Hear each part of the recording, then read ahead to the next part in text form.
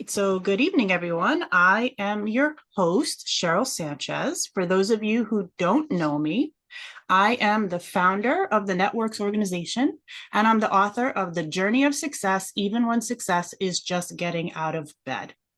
TheNetWorks is an accessible community of like-minded individuals who have joined together to achieve individual and collaborative success, meaning we want to all be successful ourselves and collaborate to help all of each other be successful as well, and to create and foster positive social impact.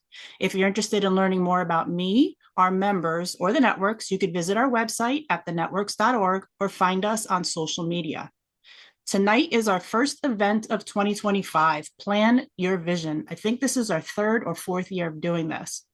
The new year is a great time to assess our lives and think about goals, but we should remember that any time, a new season, a new month, or even a new day can be a great time to do this.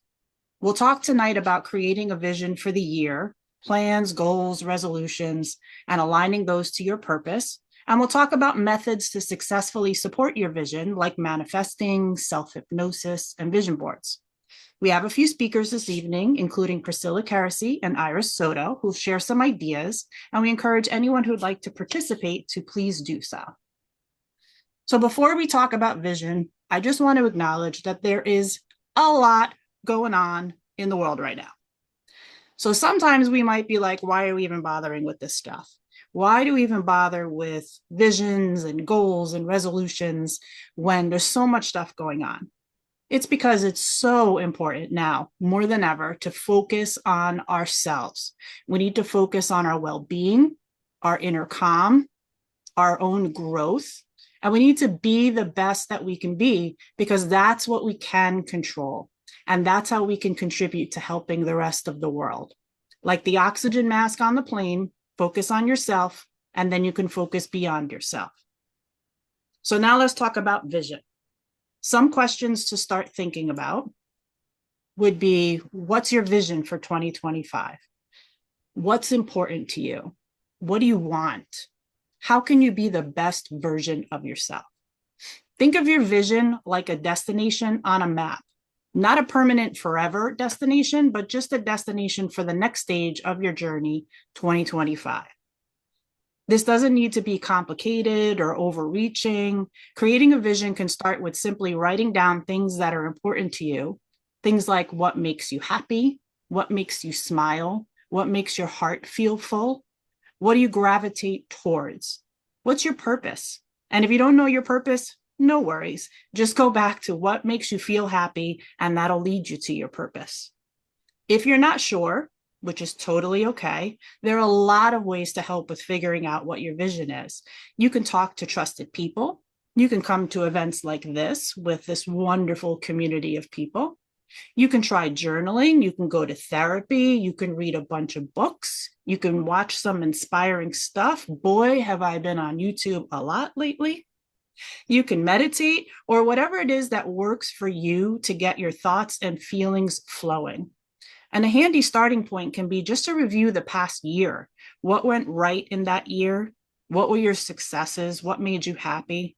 What did you gravitate towards or away from? That's also equally important to acknowledge. What did you gravitate away from? And maybe you want to focus on doing a little bit less of that this year. So once you know your vision and you know what direction you want to head in, then you can set some goals, because you can't set your goals if you don't know what your vision is. So how do you set some successful goals? First, you need to identify them, and you need to make sure that they align with your direction. So one example that I give of this is if you make a goal that is to become a VP of sales, but you hate sales and you don't want to be in sales, then your goal doesn't really align with what your direction is. So try to make sure that your goals are aligning on that vision, on that journey, where you want to go. Determine your motivation. Why do you want to do that? Is it an external motivation, something like more money, or is it an internal motivation because it makes you feel good, something within yourself that is driving you to move forward with that goal? Make sure that the goal is specific and attainable, because otherwise you can't measure whether or not you are achieving the goal. Set accountability. Tell a friend, a family member, networking person that you're friendly with, tell them what your goal is so that somebody knows it and can help you be held accountable for that goal. Prioritize and then balance. So you can't have 50 goals. You need to prioritize what's most important to you and then put balance with that, because you can't be working towards it 100% of the time if you're not well rested and your mind's too busy. So make sure that you're putting some balance into your practice of goal achieving. Believe you can achieve your goals, super important. If we don't believe that we can actually accomplish it, that's going to work against us for moving forward towards reaching that goal. And then enjoy the journey, because it's not just about that destination. It's not just about when you attain the goal or make it to the end of the journey. It's enjoying the whole process throughout, because that's life. We need to enjoy every single part of it. And then once you've set your goals, you're ready to start working on them. And that includes incorporating different tools to help. There are many methods that are available to successfully support your vision, including things like apps, alarms, affirmations, manifesting, meditation, self-hypnosis, vision boards, tons of tools that can help you with working towards your goals. And an important point to consider is defining what success is. In my book, I talk about redefining success to be about effort, not material results. And that's really important. It doesn't mean you shouldn't have goals. It just means you're successful because you're trying. You're successful when you have a goal and you take steps to achieve it, whatever that goal may be. So now that we've talked about some steps for vision and goals, I'd like to introduce our first speaker this evening, Priscilla Keresey. Priscilla is recognized throughout the country as one of the most accurate, compassionate, and sought-after psychic mediums. In addition to bringing the physical and spiritual worlds together for individuals and groups, Priscilla coordinates local psychic fairs, appears on radio and television programs, and acts as a guest minister and medium for local spiritualist churches. She's the author of multiple books. She's now a podcast host, and she's also certified by the National Guild of Hypnotists as an advanced clinical hypnotist. Priscilla? Hi, everyone. Thanks a lot, Cheryl, for having us all here and for asking me to speak. I'm so passionate about what I want to talk about tonight, which is self-esteem, because I think, as Cheryl mentioned, having goals and planning your vision it's one thing to be able to plan those and write those down, but to actually set them in motion and follow through with them, you have to have some degree of belief that you're worthy of achieving those goals. Now, I've written a couple of books on self-esteem. You can see them right up there. Um, and I wrote my first one because I had clients, as Cheryl mentioned in the introduction, as a hypnotist, as a spiritual coach, as a psychic medium. And, these are three very different audiences. And yet I found that each of these groups were coming to me for answers of a certain sort, but the questions all came down to a sense of worthiness and a sense of how my clients esteemed themselves or didn't. So I wrote the self-esteem solution, and then I followed it up with a book that is weekly meditations on aspects of low self-esteem, like the imposter syndrome and looking at the world through rose-colored glasses, and unilateral contracts, and it doesn't have to be read in any order. That's my second one, Rise and Shine. Rise stands for Recover Your Inherent Self-Esteem. And so you can open to any page and read about, let's say, unilateral contracts, and then, or being passive aggressive, and then each day, Monday, Tuesday, Wednesday, Thursday, Friday, a different exercise or meditation or thing to do and focus on to kind of discover that about yourselves. I grew up with terrible self-esteem. I had one of those parents who seemed to think, in hindsight, probably a narcissist, but seemed to think that, I didn't need any encouragement or life was hard and, it's going to suck and somebody should prepare me for that. So it was decades into my adulthood before I finally drilled down to what my problem was, because I thought it was drinking for a while, then I thought it was, couldn't decide what I wanted to do, couldn't find my passion, couldn't find my purpose. But when I got all the way down to the atomic level of what I was treating and addressing, which are really symptoms of low self-esteem, and I worked on my low self-esteem, all those other problems went away. And so I kind of think having a healthy self-esteem is the answer to all the problems in the world. Because if you feel secure, you're not going to be a bully. You're not going to tolerate bullying in others. You're not going to be abusive. You're not going to be wasting years of your life doing what somebody else wants you to do instead of what you want to do. So I love this plan your vision idea, and I'm really honored to share what I'm still to this day I'm truly excited about. I just finished a course called Manifesting for Skeptics. And it's again years of research and study on manifesting. And I think Iris is going to talk a little bit more about that later on.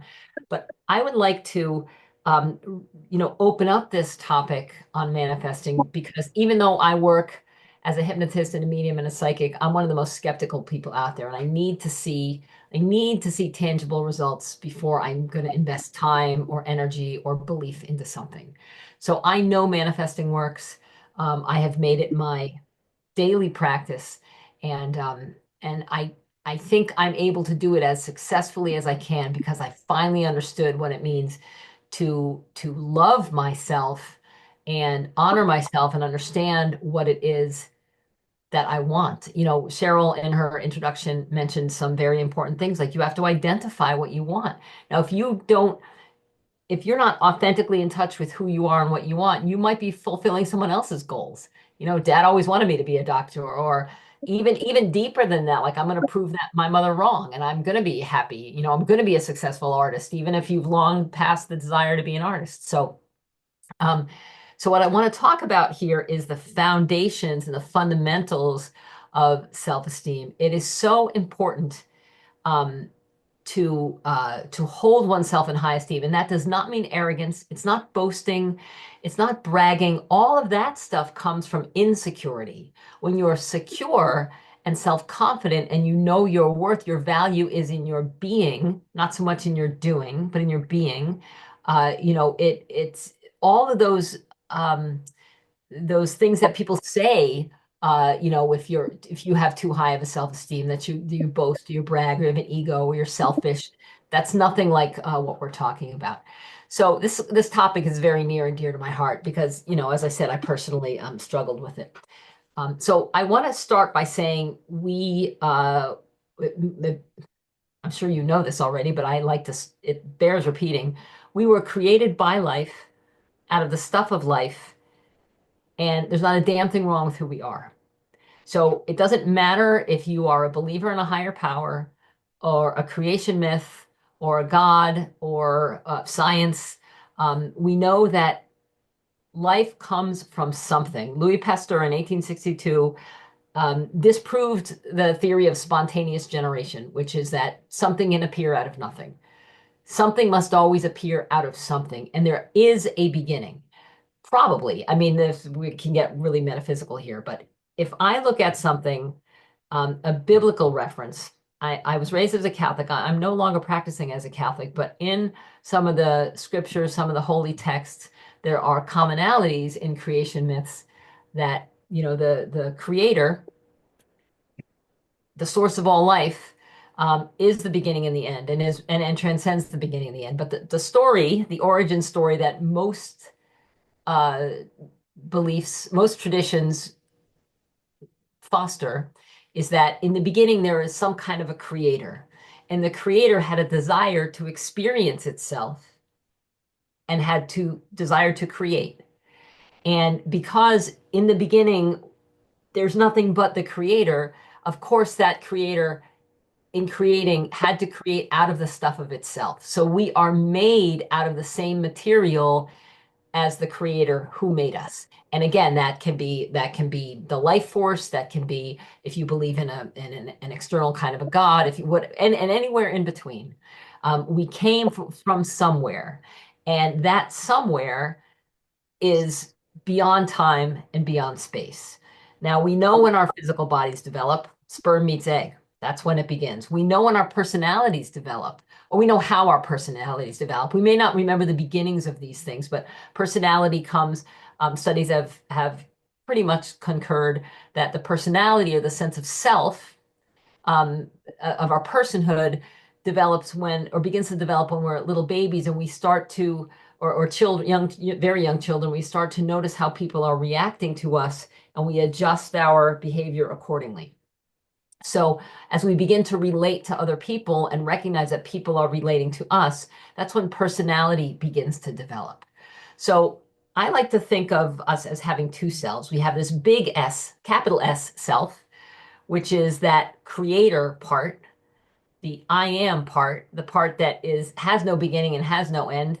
We just sort of arrived here fully formed and totally whole and flawless, nothing wrong with us.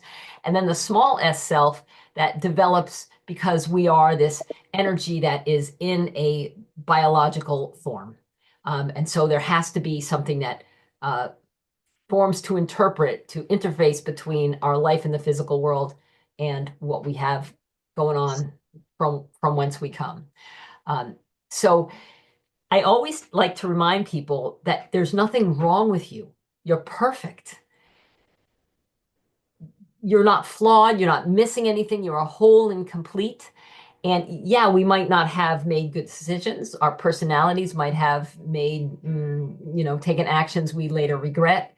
But who we are is always perfect. What we do, maybe not so much, but who we are is timeless, flawless, and perfect.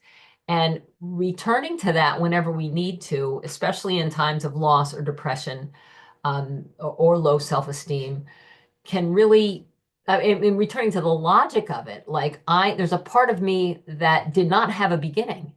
My spirit did not have a beginning. The part of me that is of the stuff of life itself, because we are life, but we're also life aware of itself. We're these two selves that are coexisting. And if you think about your conscious mind, and we're going to talk a little bit about the relationship between conscious and subconscious mind and how we can access that subconscious mind through self-hypnosis, and bring some of the truths there into our interaction. But if you think about the conscious mind, your thinking mind, your logical, rational mind, as a room with four walls, a front door in the front and a door in the back. And your mind your logical mind does only four things in this room. And it's pretty small, it's pretty limited. The conscious mind rationalizes and solves problems. Does not matter how big or small the problem is. When we use our logic and deductive reasoning, we are using our thinking, rational minds to figure something out. We rationalize. I think I said that already. We analyze and solve problems with the conscious mind. Again, no matter the scope or the scale of the problem. We rationalize because it's very important for our conscious minds to make sense of things. If we lived in a world where things didn't make sense, we would go insane. And institutions have plenty of people in there who do things and they don't know why or can't make sense of why things are happening in the world. So our conscious mind's ability to put things in compartments and make sense of things is critical to our ability to operate in the world. The conscious mind is the seat of our willpower. And this is our will is our thoughts. And when we are expressing intention and drive and focus to do something or not to do something, to get up at 5 to go to the gym or to not have a cigarette or not have a second glass of wine, we're using our thinking mind to do that. And you might notice if you've ever tried to use willpower to quit something or to start something, it's not always that successful. And that's because willpower is more of a sprint than a marathon. So you really have to go into the subconscious mind if you want to change kind of a long-standing habit or set up a new habit. And we'll get into that. Finally, we have in the conscious mind what's called the working memory. And this is just a function of our minds that allows us to kind of remember what we're talking about as we're talking about it, so I can remember the point of the paragraph I started speaking about. So by the time I get to the end of it, I know how to make sense of things. So it's very shallow. It's not really memory per se, because it isn't in the long-term or short-term memory, which is in the subconscious mind. It's just something we kind of bobble around as we're talking. So those are the four functions of the conscious mind. That's it. And the conscious mind's primary role is to prevent anything, anything whatsoever from getting into the subconscious mind. Go on like that because that's the back door. Um, because in the subconscious mind, there is no reasoning, there's no comparison, there's no logic, there's nonsense. Sense happens in the thinking mind, nonsense happens in the non-rational part of the mind, the subconscious mind.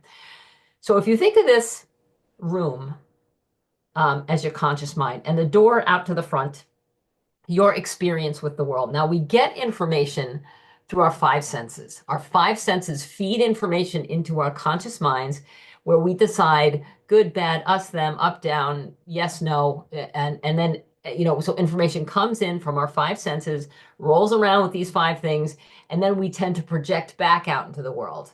It's called confirmation bias. If I think all rich people are greedy SOBs, I'm going to project this out into the world, maybe not in my tone or in my voice, but that's my expectation.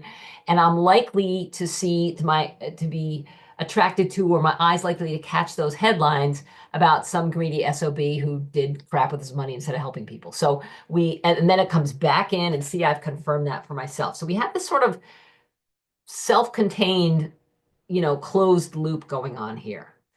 The good news is we're so much more than that. If you think about that back door opening into the subconscious mind, because your conscious mind is like a gateway between your experience in the world and your imagination, your memories, your love, your emotions, your history, your fantasies, your ideas, your desires, all in the non-rational part of the mind, right? Because they don't make any sense.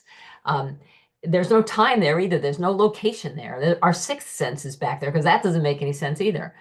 But we have a back door that flings open to that vast field. This is the creative field. You can think of it like a pantry with unlimited ingredients in it, or a paint store with every possible color in it.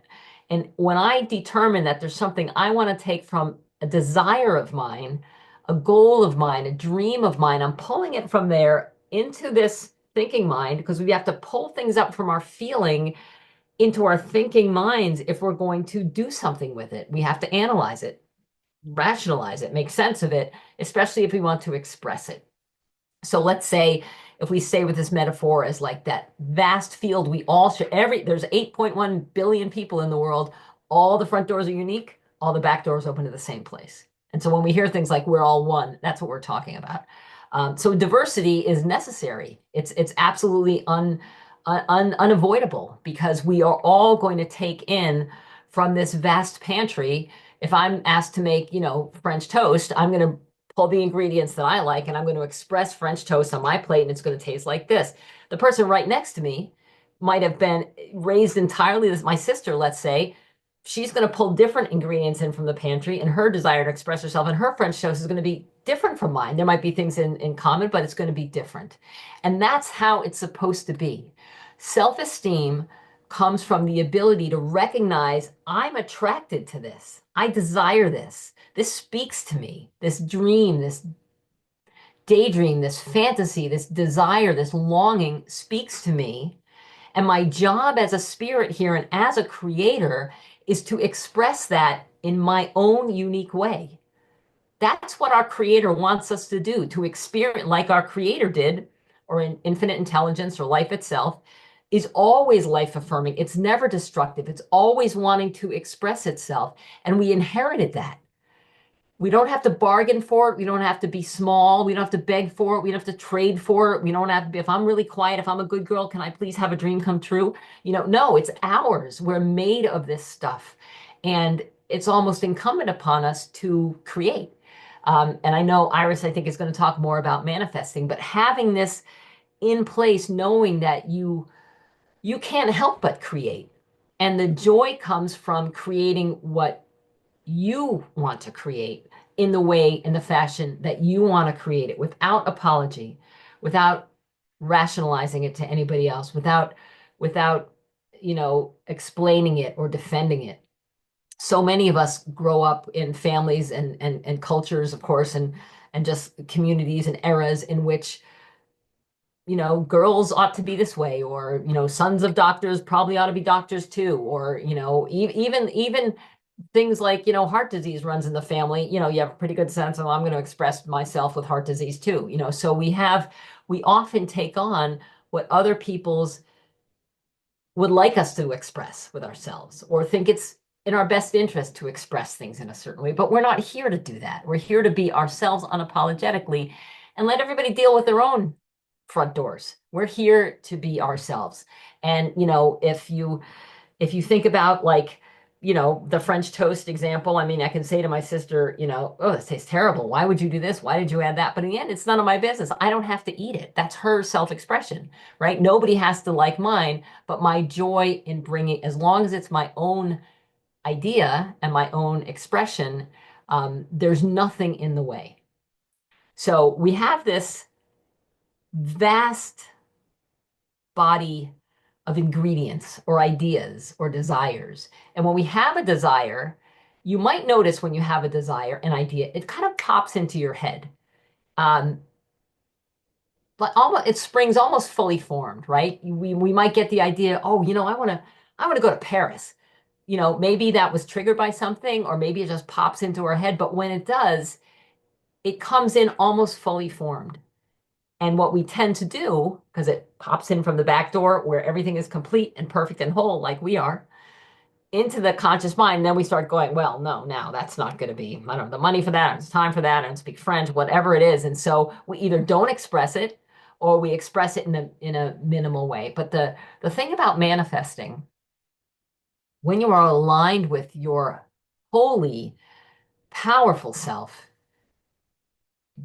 and you allow your desires to come into your mind without any censorship from shoulds, coulds, and ought tos, money doesn't grow on trees, artists are always starving, whatever those old beliefs are, you'll notice that every desire has packaged with it the pattern and the process for its own unfoldment. It knows how to express itself the same way an acorn doesn't need to be told how to form itself into an oak tree. It knows. And that's what our desires are like too. They know. And if we can just get out of the way. So, what I'd like to guide you with in a moment here is the critical importance of daydreaming. And it's okay if you don't know what your goal is, as Cheryl said earlier. It's okay if you don't know what your desire is, but I bet you know how you'd like to feel, whether that's free, um, loved, um, strong and athletic and fit. Uh, I bet you know how you'd like to feel. And in the process of a healthy self-esteem manifestation, unfoldment, when an idea comes into your head and it sticks with you, or it keeps coming up despite your best efforts to destroy it, when it keeps coming back to you, and you can teach yourself to not worry about how it's going to unfold, but instead keep yourself focused on the feeling of its accomplishment, that dream is going to show you what to do next. Now, most of us, when we set goals, very reasonably so, if you want to be the VP of sales, like, I know what this position is, I know what it pays, I know what it involves. And in order to do that, I'm going to probably have to first, when we begin to reverse engineer, then I'm going to have to be the assistant VP of sales. Before that, I'm probably going to have to get transferred to the sales department. That means I'm going to have to do this. So we tend to set a goal logically, sets measurable steps along the way. All of this makes sense. And we can usually drive ourselves towards that and keep it. The only problem is if that goal wasn't aligned with your direction or your purpose, you can achieve it. You could be the best VP of sales that ever walked the earth, but you feel like, oh, is this all there is? Why don't I feel happy? Because a lot of us were sold a bill of goods, right? If you set a goal and go for it, you'll be happy. And but if that doesn't align with our desire, or we're not at least simultaneously pursuing some creative process that allows us to fulfill a desire, whether that's traveling or painting or, architecture or whatever it might be, we are not going to find satisfaction and deep contentment and purpose if we're just following the logical things. And so what I'm going to invite you guys to do is take the logic off especially if you don't know, if you know you want to feel differently, but you don't quite know how. Because when we are led to manifest out of a desire, it tends to come out in sort of a zigzag way. So we stay focused on the feeling of the desire, the accomplishment of the desire. Like, wouldn't it be, okay, I'm not going to use the VP example, but let's say I want to go to Paris. I've had a dream to go to Paris, and I've been talking myself out of it for years. But I know when I close my eyes, I can feel the cobblestones underneath the little cafe table. I can taste the coffee and the croissant, and I can hear the music, and I hear the chatter of French all around me. I can close my eyes and like embody that. If I stay with that and not with the logical why it can't happen, funny things begin to happen. If I stay with this sense of, yes, this I can see myself there, I'm there. What happens is our sixth sense or our desire as it's unfolding begins to direct our attention to things. Now that might pop into your idea like a pop into your mind like an idea like, I wonder what's happened to my old college roommate. I'm going to look her up on social media. And you do, and you find out she's living in France, or or some other thing pops into your mind and, it doesn't appear to be logical, goal-oriented steps, but you're being led, inspired, and pushed from something because something's growing out of you rather than you've set a hook there and you're pulling yourself towards it. Both are successful. There's no doubt about it. I've done some fabulous things in the black and white world of buying a home, money, publishing books, all of those sorts of things. So there's absolutely something quite successful about the way the logical goal achievement process works. But if it's not aligned with your happiness or your desire doesn't, you find yourself arguing logically with your desire, that's when you want to take the thinking mind out of it and let it just sort of flow through it. It's gonna show you what to do. We have, as I said, like this capital S self. That's what I think about whenever I say the words I am. So I would invite you to do this, probably not now, but when sometime later on, if you can sit quietly for a moment and just ponder the words I exist, or I'm here right now, or I am, and just try to wrap your mind. You won't be able to. You won't be able to wrap your mind around it because it's incomprehensible. That sense of being everywhere, throughout time, all at once. That's the massiveness of who we all are. And every single person who tries to do that feels the same and has the same. And that's why that's where we're all one. We all are tapped into that. But you will notice that a little part of you seems to separate out here. I call the small s self that witnesses that says, hey, you're doing that, or hey, that is kind of funky, or that is sort of weird. And we become aware of these two, like a little butler for the big self. Like I can bring you into my thinking mind, or I can do this, or maybe we could express it this way. So both really, really important. But if you are lost a little bit, or you don't know what you want, or there's got to be more than this, but you haven't defined it, don't fret. If you focus on the feeling of how you would like to feel, it will define itself for you.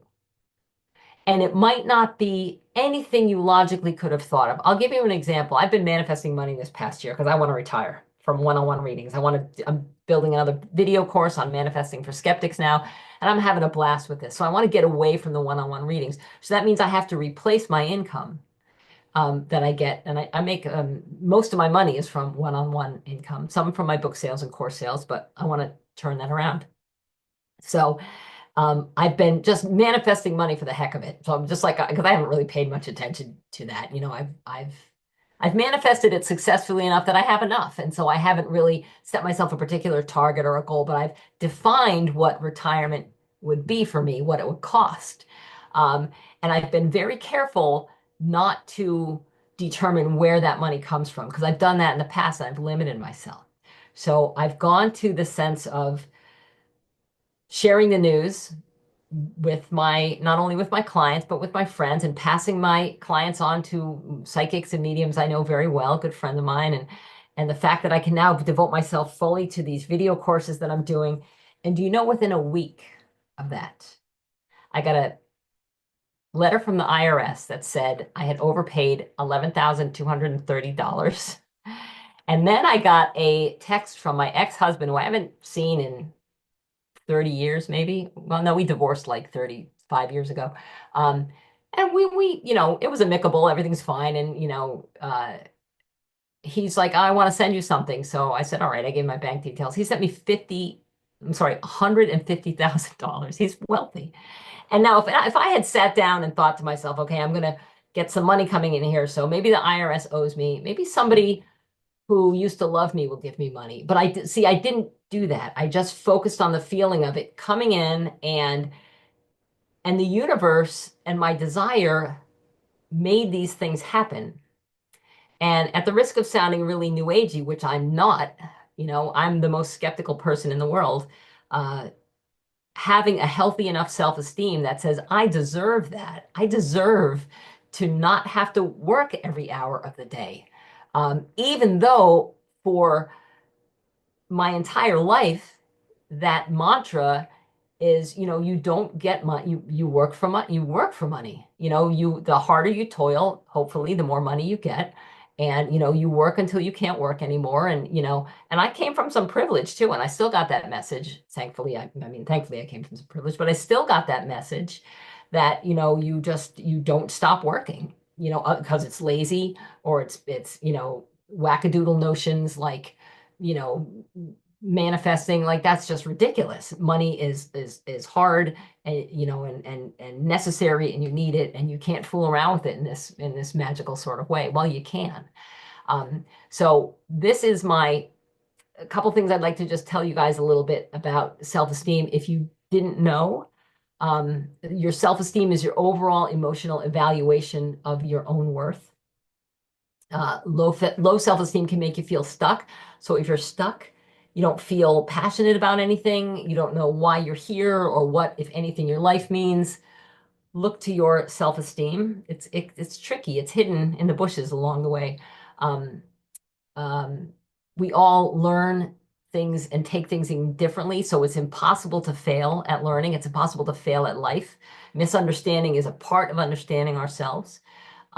If you ever feel envy, that's one of those hidden signs of low self-esteem. There are always going to be people around us who are younger, more beautiful, richer, more successful, having better ideas. But a healthy self-esteem takes inspiration from those people and doesn't feel envy. So if anybody is envious of you, or you feel envy, know that there's part of me that doesn't think I deserve that, and why should that person have that? It's healthy to dissociate from your failures and associate with your successes. So if you really have something that you're feeling poorly about, or you wish you hadn't done, and you've done whatever atonement or whatever you might need to do for that. But if it's nagging at you, start to think of that as, when I was that person, I did that. Or the person who did that, the person who said that was out of her mind, or the person who said that was really confused. If you refer to yourself in the third person and dissociate a little bit from past, this isn't a get out of jail free card, but I'm talking about the kind of things that might stay with you or nag at you. If you can always refer to yourself in the third person in that way. I'll never forget when I saw um, Larry King, it was a long time ago, interviewed Bill Clinton after he was president, after he finished being president.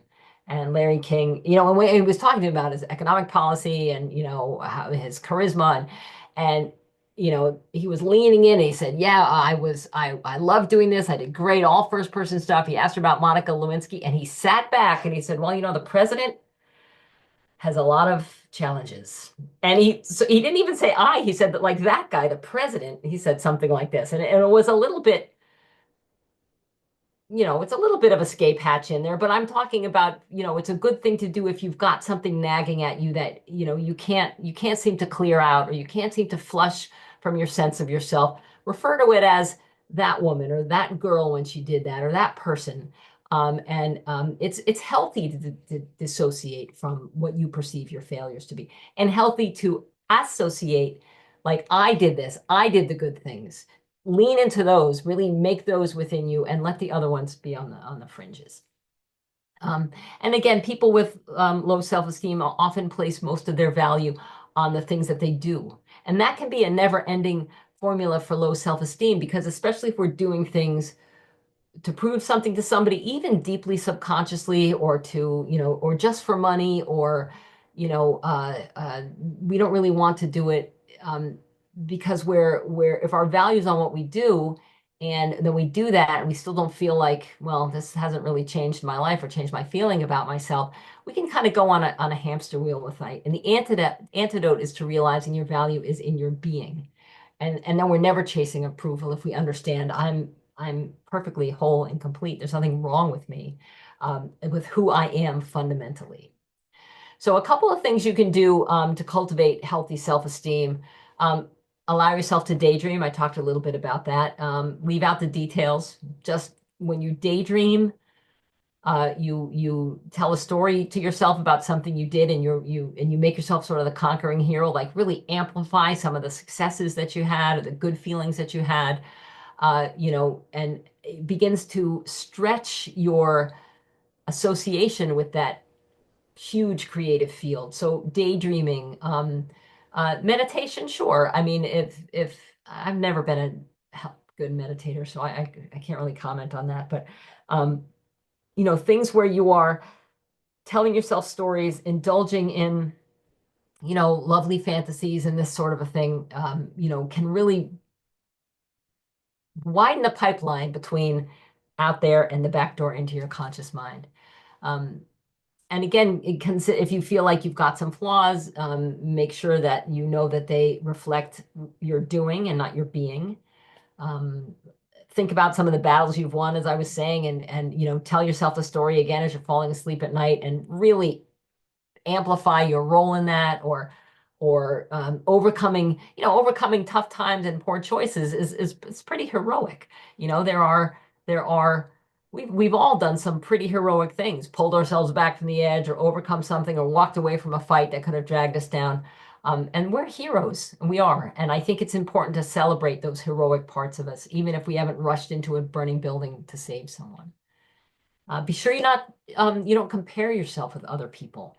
Um, if there's somebody that you feel like you're not measuring up, or they're doing faster, or they're farther along than you are, that's kind of also a sense of that's your low, you might have been hijacked temporarily by low self-esteem, sort of telling you you're not far enough along yet. You're not as far as you should be. You're not, look at that person. They're the same age. They're farther ahead than you.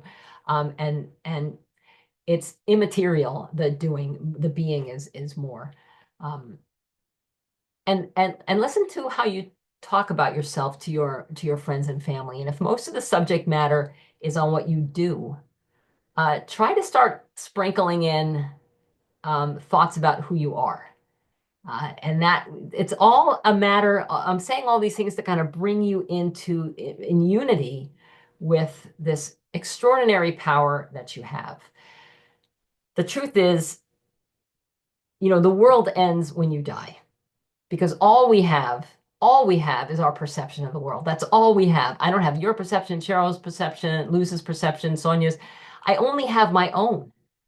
And so my experience in the world is what I'm going to be perceiving. And that's what I'm going to be letting out from my expectations, from my experiences in my conscious mind, and hopefully what I'm pulling from this creative field.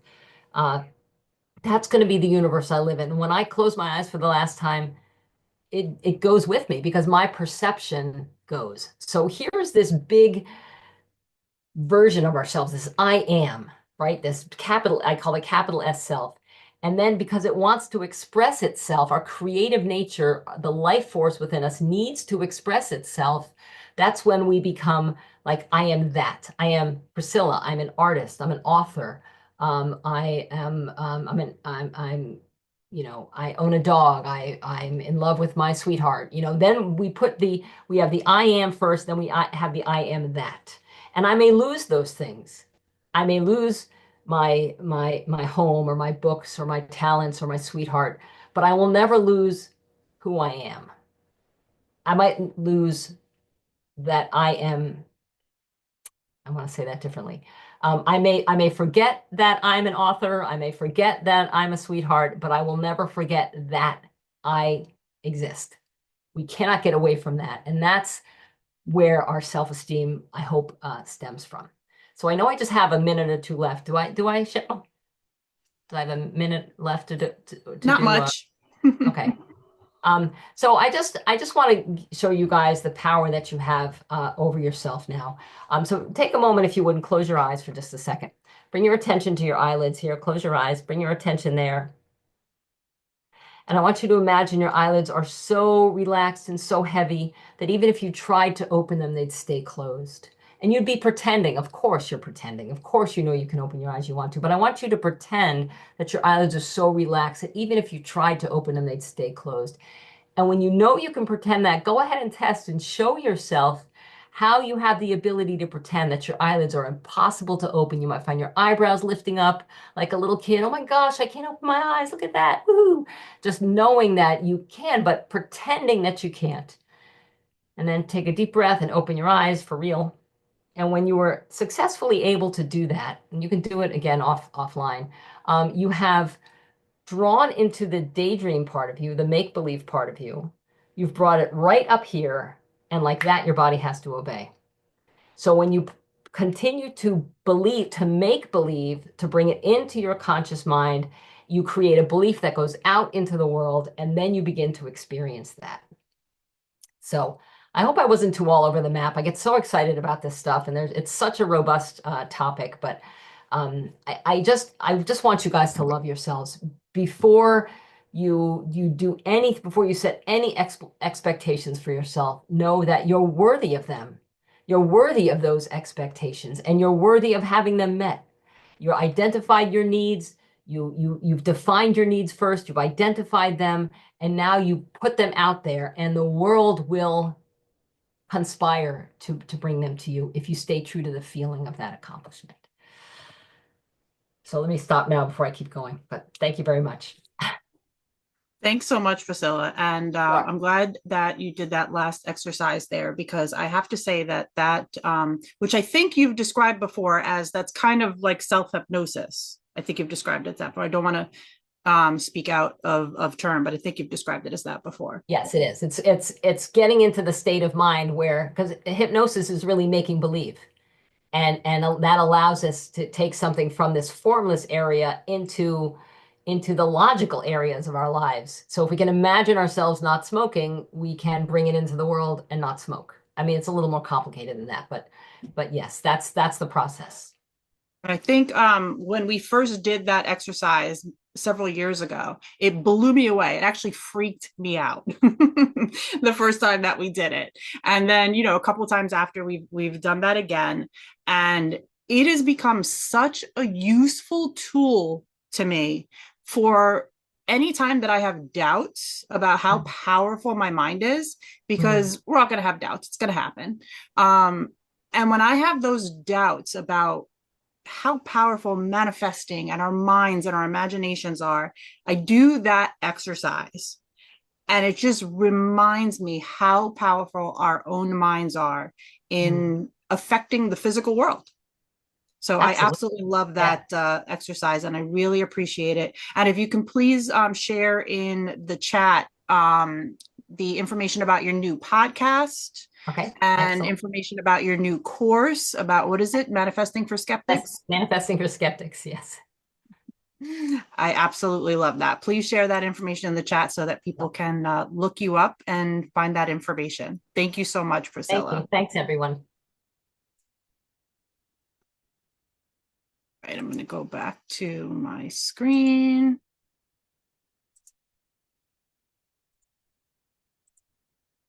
And now I would like to introduce our second speaker of this evening, Iris Soto. Iris, that photo is just so incredibly peaceful. Iris is a transformational guide, creative facilitator, Reiki and sound practitioner, and a speaker. She's scheduled to be honored this year at the 15th annual Taino Awards ceremony. And she hosts and co-hosts workshops, including an upcoming vision board intensive event at Confetti Party Place in the Bronx. Iris?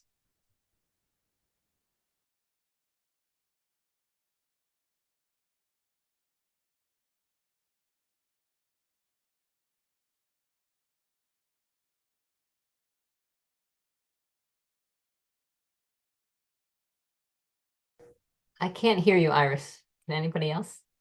Or is it just me?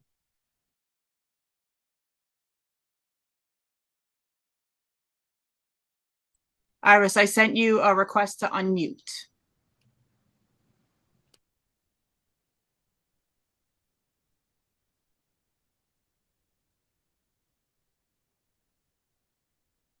Yeah, we had a little audio trouble earlier today. Oh, there we Can you hear go. me now? There you Yes. go. And can you see me? Yeah. Okay. Hi. I was saying thank you, Priscilla, for that profound insight. Ladies, allow me to share with you that your strongest struggles could become your strongest strengths. It is in our challenges that we find the seeds of our power and our resilience. I remember in 2014 when my family and I were displaced by a house fire for 9 months. And it is in that truth where I found my foundation that no matter how painful, how strong, how hard our experiences might be, they carry the potential to help us grow, to help us transform, to heal, and to connect with the power of our purpose. During the time before this fire, no matter what I tried, there was things that I tried to do, and I just couldn't get to overcome so many things until that dreaded day. And since then, because I have embodied that belief, since then, I have done more in the last 10 years that I have done in my whole lifetime. And so I understand when we get excited about setting goals, especially in the beginning of the year, especially on our birthdays, because if you're like me, I love setting goals on my birthday instead of the new year, because that's when my year starts, on my birthday.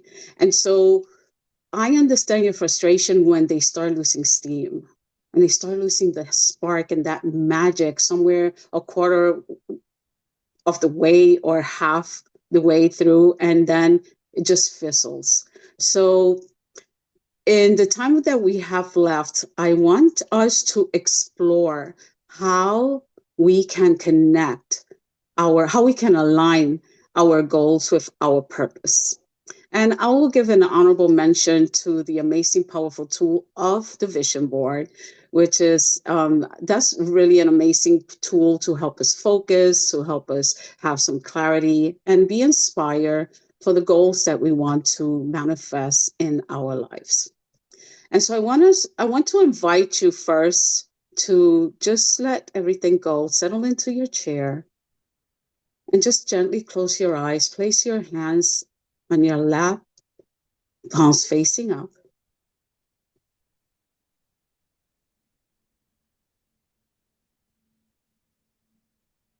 And I invite you to take deep, slow breaths to the count of 4.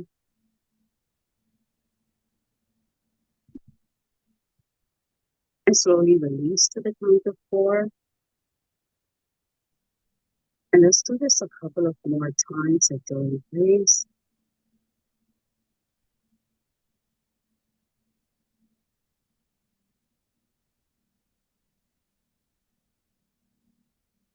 Feel yourself becoming grounded.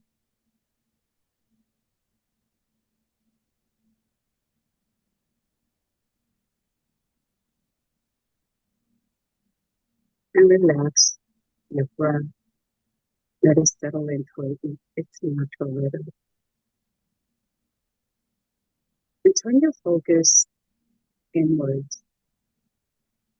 And I invite you to start reflecting on your purpose, your North Star.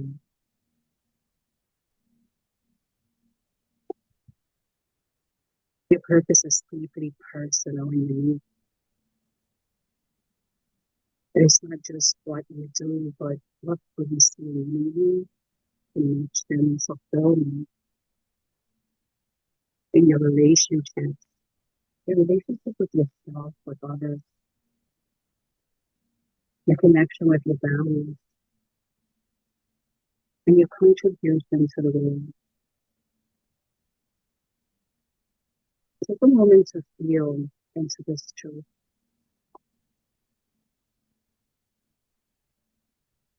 What truly matters to you? What lights up a fire in your heart?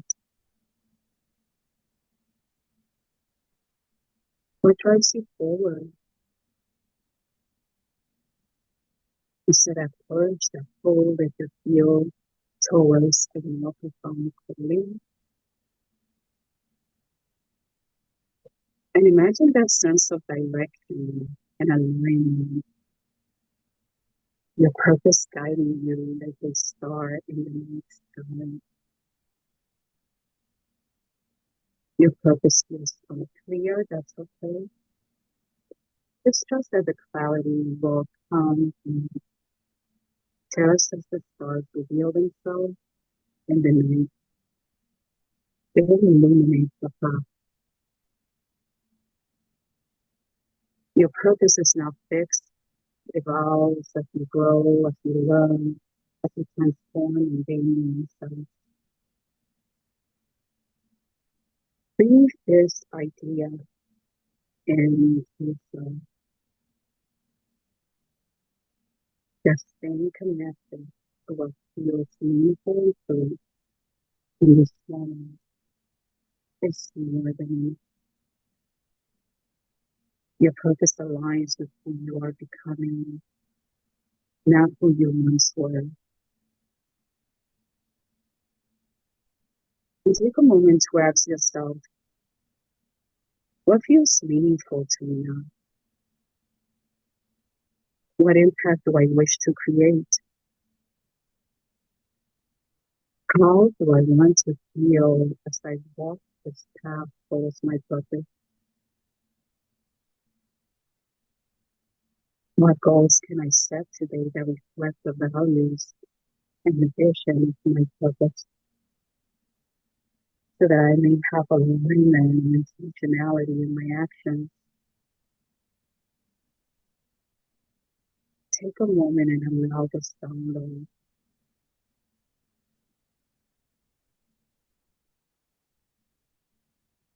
See yourself in your goal. Observe how you feel.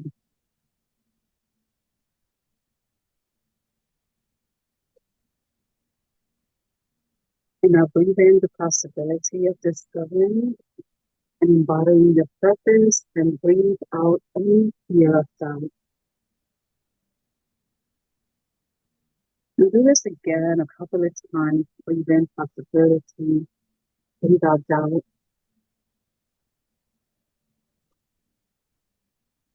And when you're ready, bring your awareness back to the room.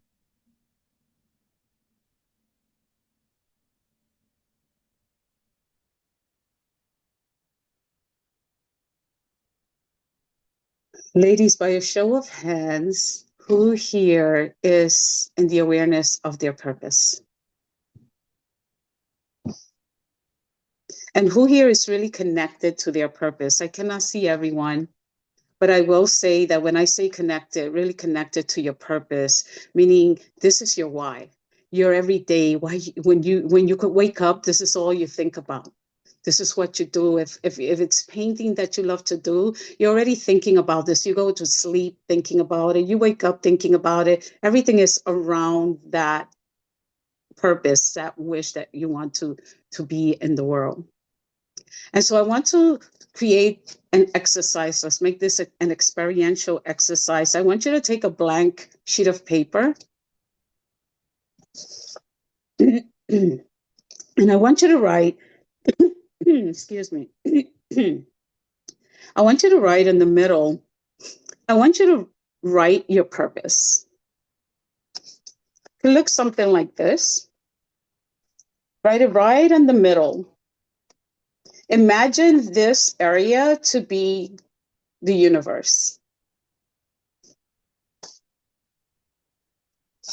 And I want you to draw a circle around your purpose, all right? A nice tight circle around your purpose.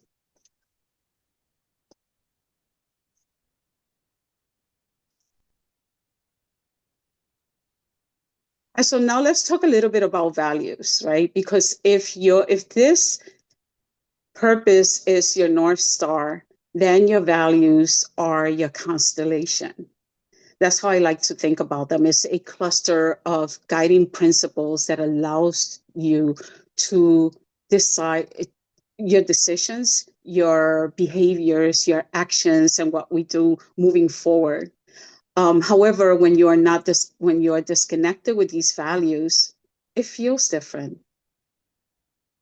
There's a feeling of being stuck, of not knowing in which direction to go.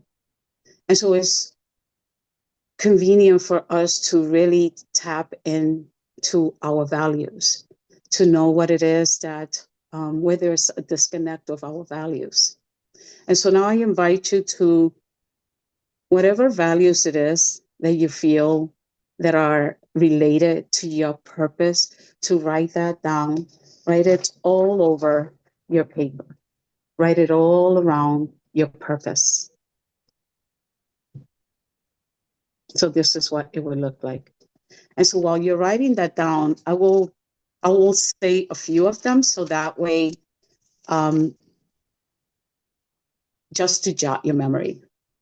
Your values can be love, courage, integrity, respect, gratitude, purpose, honesty, creativity, forgiveness, collaboration, responsibility, accountability, intuition.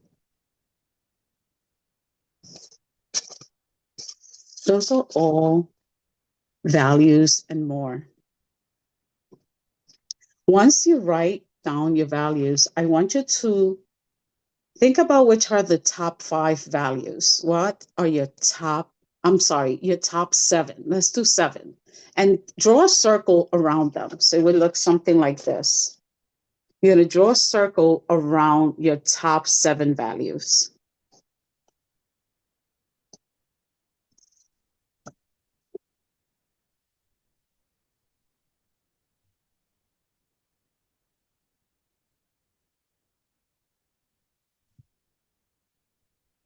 Once you do the circle around the top 7 values, I want you to, in the back of that same paper, I want you to list them. List the 7 values.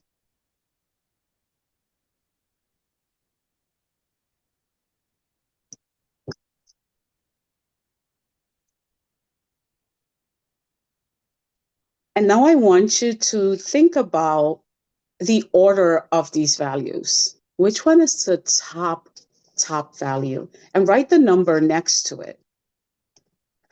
And here's an example for example, mine, number 1 is freedom.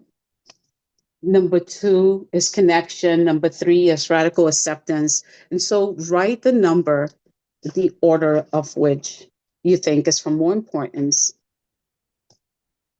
and over.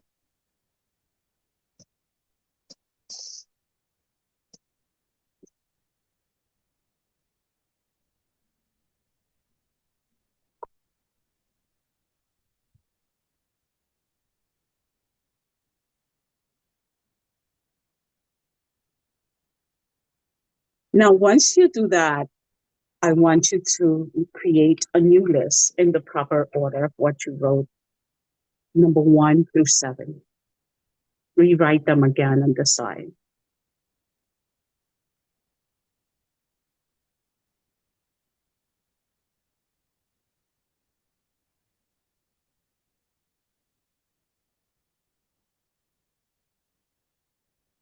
And so there you have a list of your top 7 values. Values, these guiding principles have been with us forever. These are the things that have helped us move forward. This is the light, right? The constellation that helps us reach our purpose. Without these values, we are disconnected from our purpose. These values are very important, and they start shaping us from when we were very young. I remember when I was a young lady, when I was wanting to help people, and I was kind and compassionate, and I end up being a nurse. So I am a retired nurse doing a different kind of healing through transformational coaching, Reiki, and sound bath. So it's been very important to know the order of these values. However, know that they are not fixed. They change. You can interchange them depending on your experience, your insights, but they are very important to have. Now, when you're setting goals, your goals, as Cheryl mentioned earlier, they have to be specific, actionable, and measurable. So I call my goals SAM, specific, actionable, and measurable. And they have to answer 3 questions. Specific has to answer the what question, actionable, the how question, and measurable, the why. So you want them to be clear and concrete. You want to take actionable steps, inspire actions, and the why, what's motivating you, the elements that motivate you to track the progress of your desired project.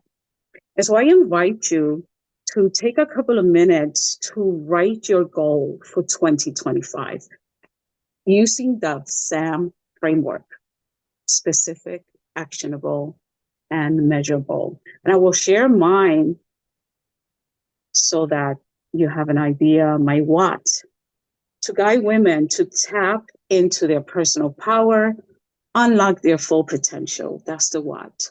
How? Through transformative, informative experiences, workshops, coaching, hands-on, healing practices that foster empowerment. And why? So that they may align with their purpose, lead authentically, and create meaningful change in their lives and communities. So when you're writing your goal, it's important that this framework takes place, that you answer those 3 questions. Otherwise, this is why our goals tend to fizzle or lose their spark. Sometimes we'll say, well, it's 2025, I want to lose 10 pounds, or I want to lose weight. But we're not, that sounds more like a resolution, right? Sometimes something we put up in the air. But if we really write this down, I want to lose some weight, and you're answering the what, how, and the how, and the why. How am I going to do this? When am I going to do it? How much weight do I want to lose? What actions I'm going to take to lose this weight? Then, now we're talking. These are goals that the outcomes will be successful. So when you have some goals that are not wholesome using this framework, then you pretty much can expect that that magic is going to just fizzle. So the actionable steps, right, is the next step that once you've written this goal, then you want to write a list of what are the steps that you're going to take. For example, I want to do 8 transformative workshops. And so then I'm going to enumerate them 1 through 8. I'm going to give them a name. I'm going to take one at a time. What is the theme of this workshop? When am I going to do it? Who do I need? Why am I doing it? All those things are important for us to have in order to make sure that we are manifesting our goals. The 10 coaching clients, then what am I going to do? What does it take for me to receive that, to get that? What action steps am I going to take? And personalized wellness retreat, what do I do? Why am I doing it? What does it take? What actions does it take? So it's important that every time we set our goals, write it down, answering those questions. Make sure that you're using the framework of why, and then take it one step at a time. Make sure, Cheryl mentioned, you prioritize your goals, and make sure that your goals are always in alignment with your values. Sometimes if it doesn't feel right, then come back and just check in with yourself. Where's the disconnect here? And then align that with your purpose. So if you take your values, if you go back to this page and you draw a line on all the 7 values that you have that are in alignment with your purpose, you draw a line and connect all those values that you circle and connect it with your purpose. You see a circle and then connect them, draw a line, so that in that way it looks like a constellation. When you have When your goals are in alignment with your values, they are definitely attainable. There's something magical that happens. Your purpose is something that is going to come into fruition, because the values is the light that leads us, the path that leads us towards that purpose. So now you have a roadmap, right? A roadmap, a blueprint to achieve success. It's clear, it's concise, it's something that will help you take inspired steps around that. Now, your purpose is your North Star, to sum it all up. It is the ultimate why that gives you life and meaning and direction. Your values are the compass. It guides your choices, your behaviors, your decisions, your actions, and ensuring that you stay in alignment with what truly matters. And your goals are your actionable steps, your desire to bring to purpose, to manifest your purpose in life. And together they create a clear, intentional path towards fulfilling and impactful life. Now, when you create a vision board, that manifestation tool, there's a lot that takes place. It is a powerful tool. However, it's the approach that needs to be looked at closely. The way I do my vision board, I write my purpose in the back of my vision board. I make the list of my values to make sure that everything is in alignment. And I create my vision board, bringing the goal, giving it a theme. So I give it a theme, I write the year, and then I can be more clear on the clips that I want to put on this board. If, for example, my vision board is, the theme that I have one here is time to shine. What kind of magazine clips am I going to put on that? It can be the sun. It can be a woman going up the stairs. It can be that book that I want to write, that workshop that I want to create. What is it that is going to lead me into this goal? When I sit down, putting this manifestation board in a place that I can look at it, sit with it, give it at least 5 minutes, look at it. And like Patricia mentioned, you want to feel it. You want to be in that space where you're feeling, you want to be, okay, this is how I want to feel when I'm in that space, when I want to shine. And then connect with your values. There's so many rituals that we can get into, but you can do it in an altar. You can light up a candle. You can take 5 minutes to yourself and bring something in with you, a crystal, something. The intention is that you want to believe that this is absolutely possible. It is absolutely possible as long as your goals are in alignment with your values. You can then attain that North Star. It is accessible. And the more that you stay connected with your values, the more we can reach that purpose. Another thing that we can do with the vision board that I love to do is I like to place a mirror in the middle of the vision board. That way, when I'm looking at the vision board, I see myself in my dream. And that's powerful. You can put some meditation music on and you could just look into this visioning and see yourself in that space. You can put pictures of yourself as well. You could be that woman holding the moon, holding the sky, holding something that's leading you towards this purpose. You can also talk about it, journal about it. There's so much that you can do with it. But the idea is that you sit, you write your goals, you know already your North Star, you are in awareness of your values, and write your goals with the framework of SAM. Make sure they are specific, make sure they're actionable, make sure they're measurable. Put it on your vision board and then work that vision. Work that vision, and you don't have to finish it right away.